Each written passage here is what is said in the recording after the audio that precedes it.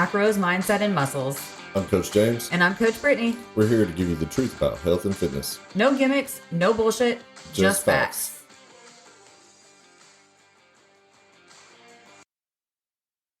What's up, Phoenix fam? We're back. Again. And again. This is literally like the third time we've tried recording this episode. The first time we got all the way through it, realized it was really choppy. Something was wrong with the connection on the cables. Not my fault. Whatever. Anyways, time number 2, we go to record it. Our mixer decided to die because I had it plugged in the wrong way. Thank goodness I have a degree in electrical programming stuff. And I totally You totally contradict yourself, because then it would be your fault that the podcast wasn't set up right the first time, because you plugged it in. Wiring would be your responsibility. No, I'm the guy you call when the other person did it wrong. No. And I show up and I just fix it. Okay. Anyways. It's all better now. It's okay. Hopefully. We hope it's okay. We got 2 green lights. We do. And there's lots of movement on the, I don't know what it's called. A lot of blinking little Christmas tree with the volume. Looks good. Yeah. Levels are going up and down and up and down. The flux capacitor is functioning. Okay. Awesome. So before we hop into this topic, we wanted to announce, we have announced that our scholarship is live. If you are interested in changing your life and losing fat and like keeping it off once and for all, getting stronger, just living a more active and fit lifestyle, we would love to work with you. We are offering 3 months of coaching, one-on-one coaching, free. You just have to apply. We will make our selections over the weekend. The deadline is Saturday, February 10th, 3 p.m. Central Standard Time. Boom. So you have to have your application in by then for it to be considered. We do read every single application that comes through. Every single one of them. And we make our selections carefully based on who we feel is the best fit for us. Each coach will select one person for a full scholarship. Yay. This scholarship opportunity is only for women this time. Only the ladies. Only the ladies. Only the ladies. So we ask that if you are going to apply, just make sure that you're ready to make the commitment to yourself and to your coach. We don't take this lightly. We are here to help you change your life. This isn't a diet fad. This isn't an extreme. We will work with you and help you build solid habits so that you have a foundation to go off of for the rest of your life. Yeah, and you need to be in a spot where you can do so. Yeah, and it's not like an extreme thing. Everything we do is custom to you. So your schedule, your workouts, your nutrition is going to be built around your lifestyle, not ours or some crazy program. It's based on you. So there's no reason why you can't do it. But if you're not willing and able, then you shouldn't apply. Yes. Too much time wasted, going back and forth. You have to be ready for this. If you're not, don't take the opportunity away from somebody else. I agree. If you're ready and you can do this, apply. So how do you apply? I don't know. How do you apply? Well, you reach out to one of us and you say, hey, I want to apply for the scholarship. What? And then bam, we send you a link for our application. You fill it out and you go into the pool of considerations. I'm excited. So you can reach out to us on social media. Our links are in this podcast, I don't know what the words are for it, but the description of the podcast. So you can find us there. You can join our Facebook group, Macros, Mindset, and Muscles for Women, and you can ask to apply there as well. I'm excited. I know we've been doing this for a couple of years now, and this is something special and true to our hearts of being able to help others. And so, it's our way of giving back. Love it. So with that being said, let's get into our topic today, which is going to play well into the scholarship. And it's how to get the most out of your coaching investment, your coaching relationship. So first and foremost, we have to start with the most important thing, which is, James. Willingness. No. I don't know. Communication. If you'd have communicated that to me, I would have told you. So communication is number 1, right? The coaching relationship. I'm sorry, guys. This is like our third take. 45 minutes talking about this the other day, and you didn't remember what was number one. I was here thinking about how did we get that cord plugged in backwards earlier? I'm sorry, my brain went. All right. All right. So communication is number one. It's the most important thing. Like without communication, your coaching relationship will not be fruitful. Yeah. But that goes with every relationship in your life. Like if you want a good relationship, you have to communicate. You know, if you are having difficulties with something at work, like you have to communicate that with the people you work with. You know, if you need to set boundaries for yourself at work, like you have to communicate that. Like you can't just keep doing nothing and expecting something to change. You know, in your marriage, your relationship, like your personal relationships, if you're not communicating, then, you know, there's like a barrier there. I mean, somebody can't meet those needs if they don't know what the needs are. And the same thing goes for coaching. You know, coaching it's a very personal thing, you know, and you have to be willing to trust the person that you're working with. And open up to them. There's a sense of vulnerability that is required to be a good client. There is. And you have to like talk about things that you might not normally talk about, you know, and for women, that might mean being more open about your period and symptoms that you have with your cycle, maybe hormonal issues or, you know, low sex drive. Maybe you're not pooping regularly. Like you have to be comfortable to talk about these things because these are part of the lifestyle and these are things that we can help you like address. And if we recognize that something's off, like we can help you figure out like, hey, maybe you need to go see a doctor about this. Yeah. You know, like maybe you've been questioning it yourself, but because you've been open with your coach, like they'll be able to tell you too, like, hey, this isn't right. You know, you should go talk to somebody. The coach's perspective is you're too close to the whole thing at times. Like you need that outside perspective, somebody to come in and maybe tell you you need to seek further help or you need to take time off or, you know, whatever you're not seeing because it's too close to you. 100%.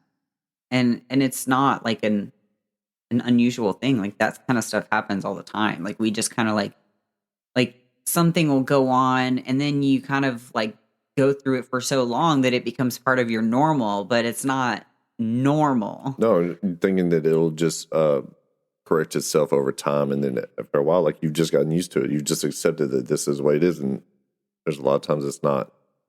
You know, things don't get better on their own. Yeah. So communication is key. You have to be willing to perform. And I say that lightly. Like I don't really, so willing to perform, like you have to be willing to accomplish the tasks that it's not just your coach saying, hey, do this because I said so. It's your coach working with you to come up with a plan that's the best for your success.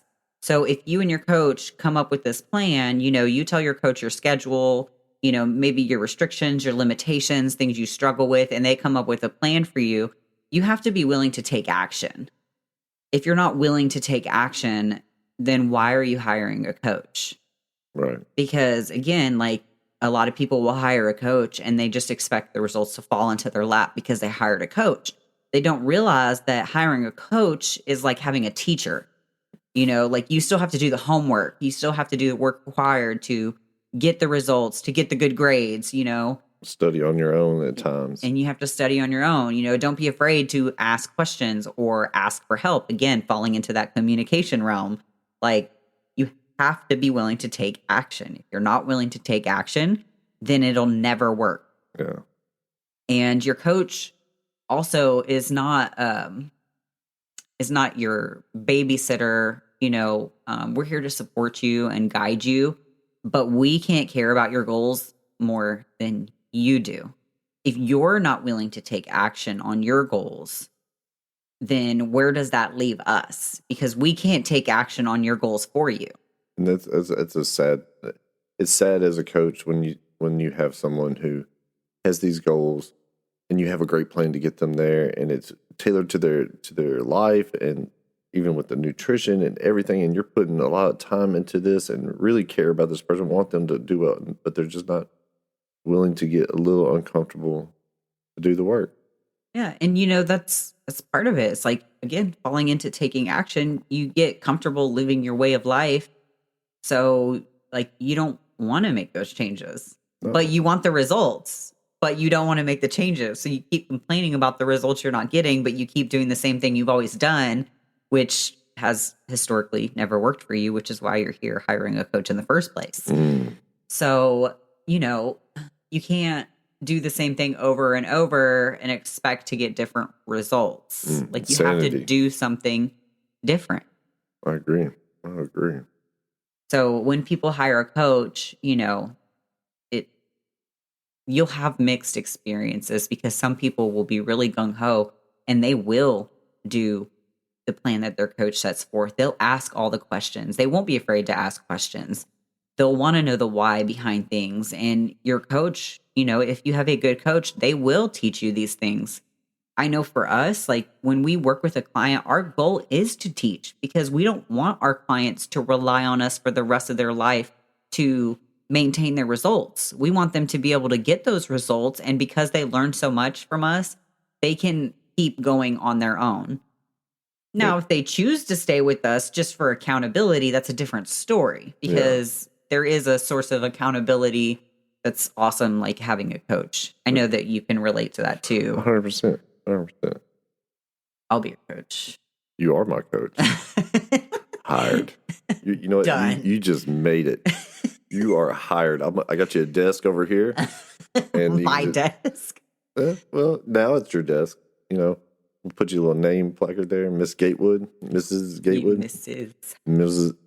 I can never get that right. MRS Gatewood. That's what it is. So communication, action. What else? Be coachable.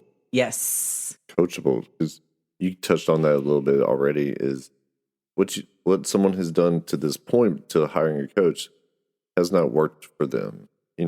What you've done has not given you the results that you were looking for.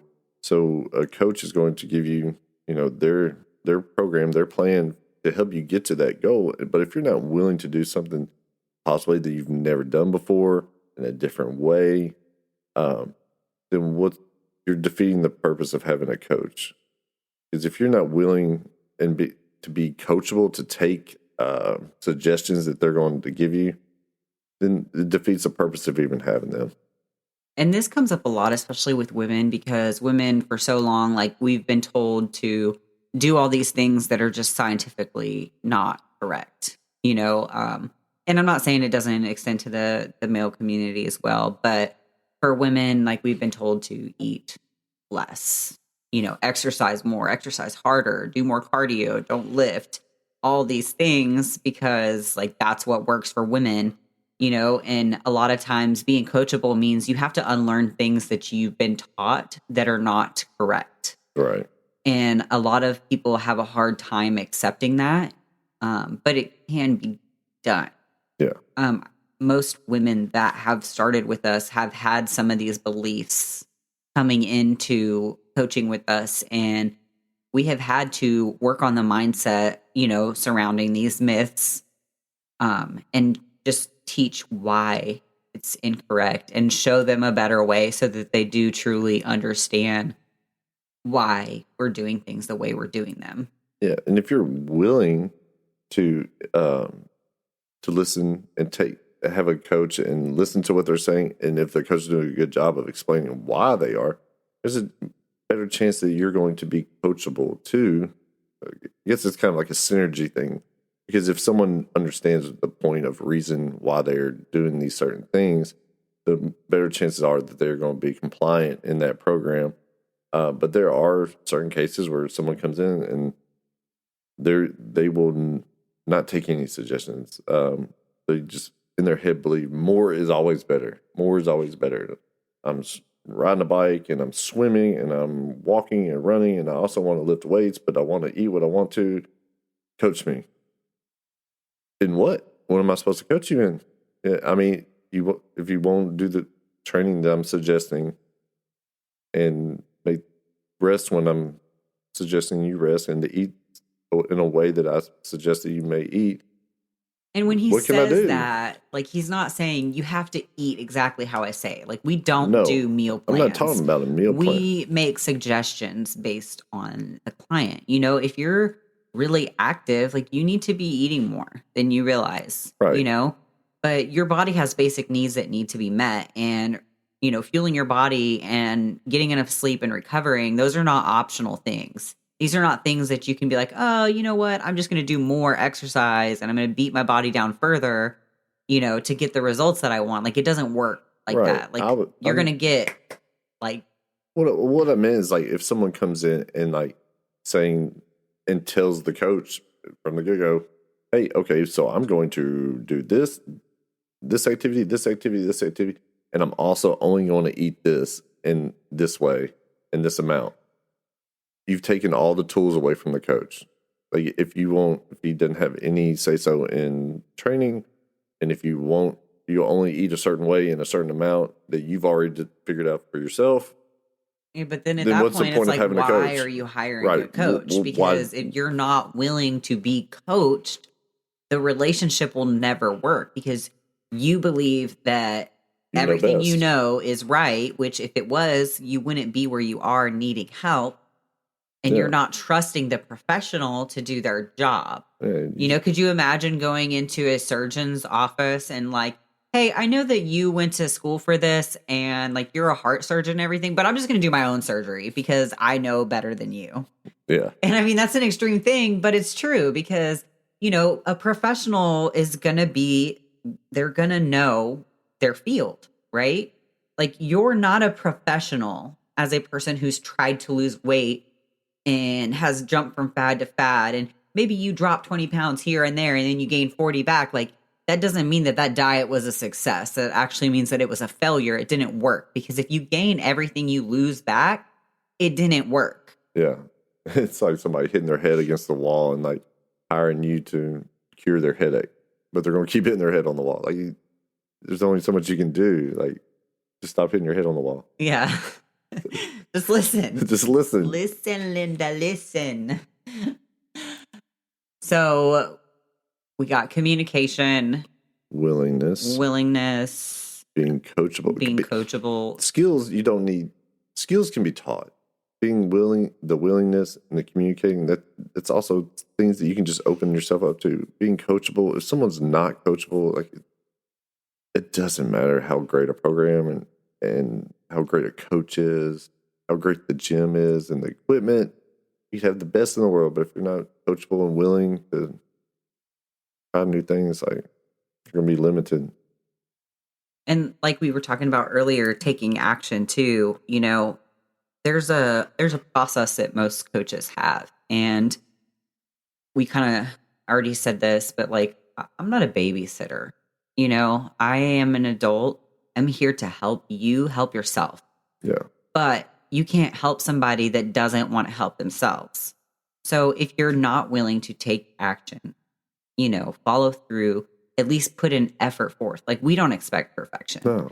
Like, we are the most realistic coaches out there. Like, we are very realistic in our expectations. You know, we have a life that we love to live too. Like, there are times when we are very rigid with our regimens and we are strict, you know, we bodybuild and stuff like that. But there are also times when we're enjoying life and we are, you know, going on vacation with our kids and doing fun things, you know, where we're not regimen like rigid at all. Right. So we understand life and we do like appreciate the balance of life. And that's how we coach our clients. We want you to be balanced. We want you to, you know, understand that there's a time when you can be more restrictive and a time when you should have more fun, but you shouldn't just be throwing caution to the wind every weekend just because it's the weekend.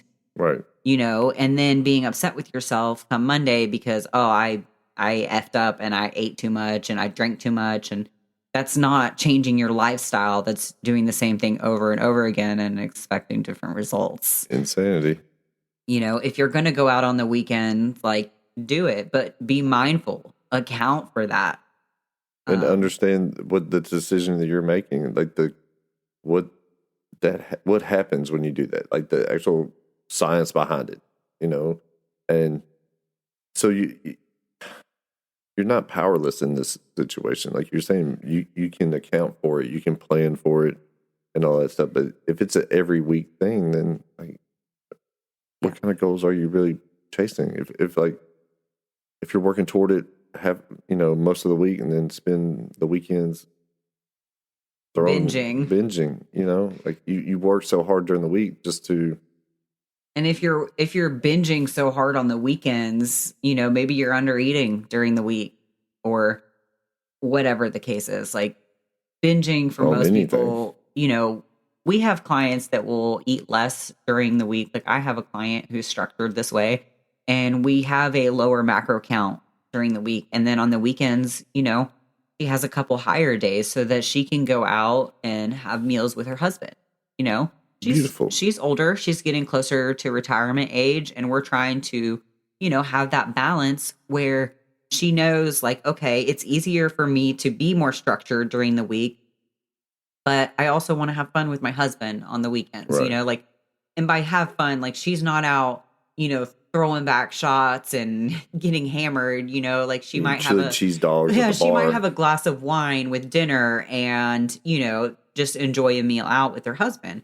And that's beautiful. Like that's balance. Like that's balance for her. That's it doesn't have to be healthy lifestyle. One extreme to another. So you have to be willing to make changes and make some sacrifice for the results that you want. How that sacrifice, like how big that sacrifice is fully dependent on how big your goals are.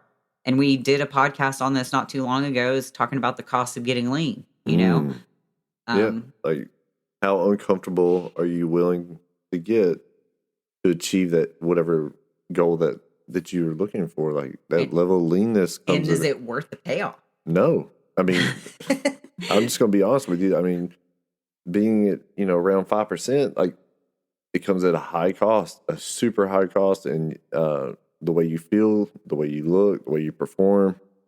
And it's for longevity, no. And that's from a man's perspective. Like most women are not getting down that low, like I think I probably was maybe like 15% at stage. And that's low for a woman. Like we need more body fat than men.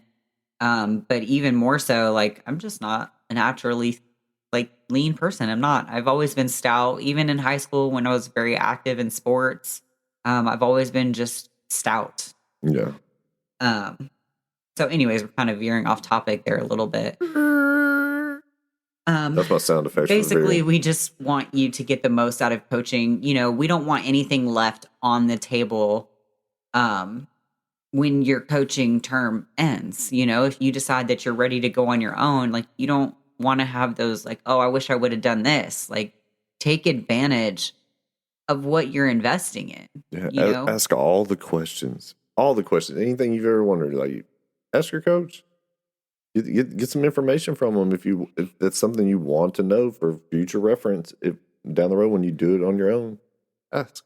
Yep. Ask all the questions. Why would you do this versus this? No question is dumb. Like, why do you have me eating that? Why are you increasing this macro? Like, why am I eating this much protein? I love it when I get asked questions. I do too. I'm like, wow, okay, let's talk about it. I love it. I like talking about it. One thing about my client, Deely, she's been with me 6 years now. And it's not because she can't do it. It's because she knows she won't do it unless she's meeting with me. She's an in-person client. Again, we've been working together for 6 years. So she still asks questions to this day. Like the questions obviously have gotten less and less because we've worked together for a long time. So a lot of questions have been asked in those times. But even still to this day, every now and then, like, she'll see a video or she'll hear something or, it'll just pop into her head and she'll be like, hey, I have a question. Like, tell me about this, blah, blah, blah, blah, blah, whatever the question may be. And like, we love answering questions. Like, that's how you learn is by asking questions, whether you feel like it's a silly question or not. Like, there's no silly questions with us. Deely, she's such a beautiful soul. She really is. I just want to hug her every time I see her. It's like, get over here. I love you. So Deely also married us. And yes, she did. She's like family. She literally now, married us. Like she started off like as a complete stranger. 6 years ago, I was working at a corporate gym, and she was given to me as a client. Like I didn't pick her. She didn't pick me. Like she was just put on my schedule. And we have been close ever since. She followed me when I went on my own, started training from our home gym, and she married us. And she's family. And she's family.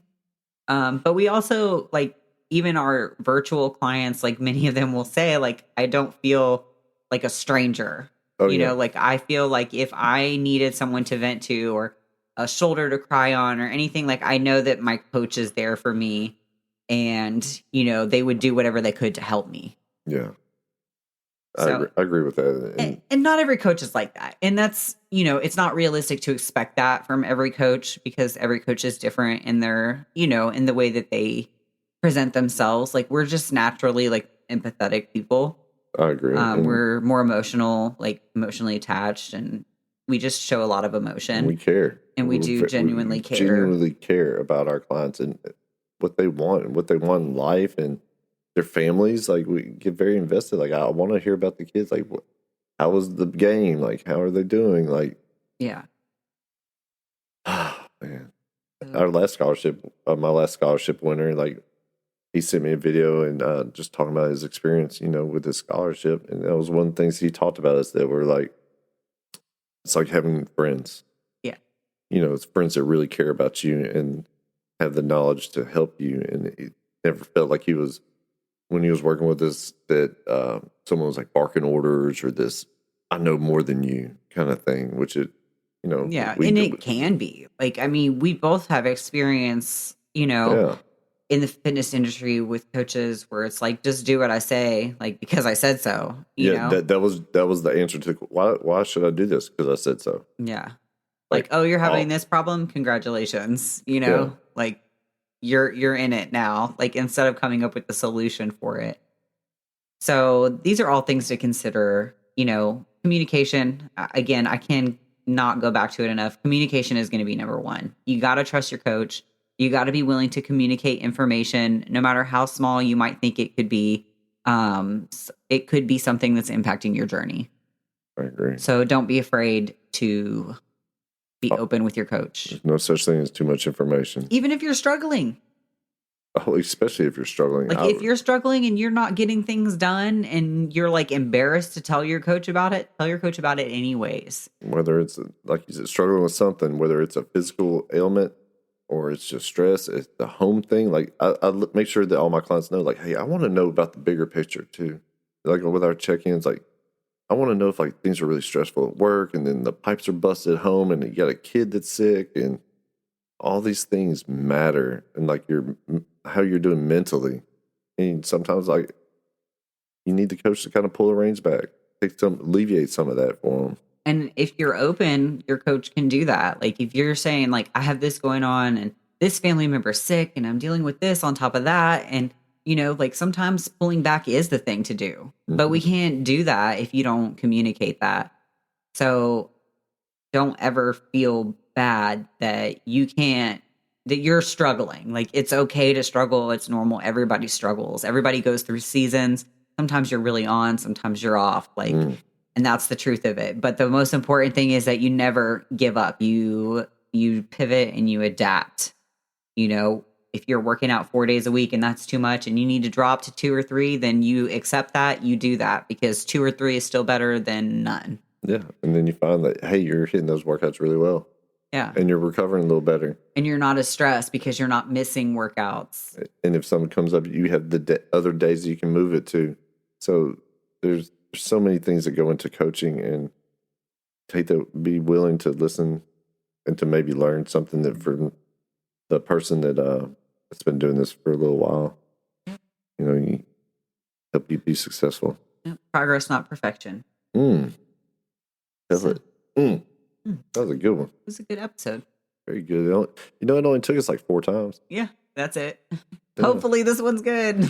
Yeah. Next one's gonna be like, this is our 5th time. Which try again.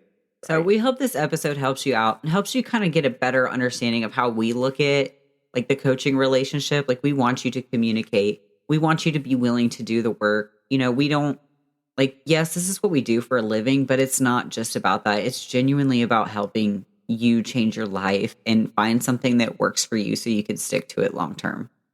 Yes. So, if you have not applied for the scholarship, don't forget to do that before You Saturday. better get on it. If you have topic suggestions that you'd like to send our way, feel free, post them in the Facebook group, whatever. Love those. I love it when we get suggestions. It gives Yeah. us some good ideas. So we are done today. Until next time, I'm James. bye. Bye. Thanks for listening to Macros, Mindset, and Muscles. Until next time, I'm James. I'm Brittany. We're out.